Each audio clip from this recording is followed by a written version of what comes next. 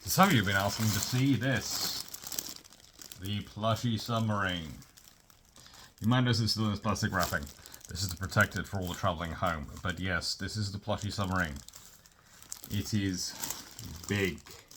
As in, this is now the, well, Supporto, the emotional support submarine. And, yes, it has been procured. This is a Japan update, a ship-shaped Japan update.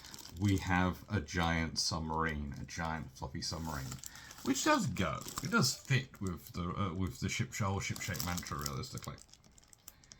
It's going to be a wonderful teaching aid. When I approach the year of the submarine, this is going to be incredibly useful. So it's advanced buying for that, because that's going to be probably about 3 years' time, because it's next year's year of destroyer, then it's the year of, and then it's probably the year of the submarine. Probably. This year's been the year of leadership. That's been a lot of fun. And I am thinking about that a lot, as tomorrow I'm going to see Mitsumasa Yone.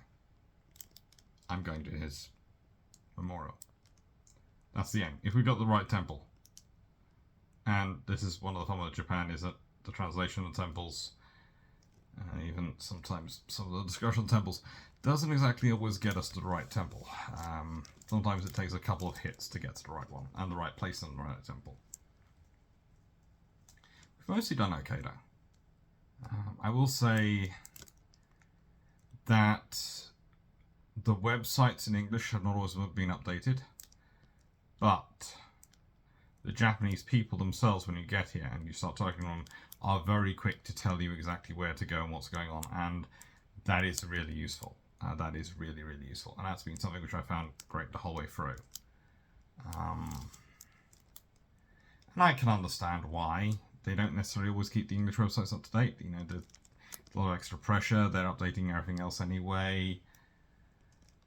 But yeah, it is fun. We had fun on Sarashima Island, on Monkey Island, the other day, because there were bits which were listed as being open, which were even in the guidebook as being open, which we picked up on the day, and then when we got to them, they were definitely not open and hadn't been open for a good while.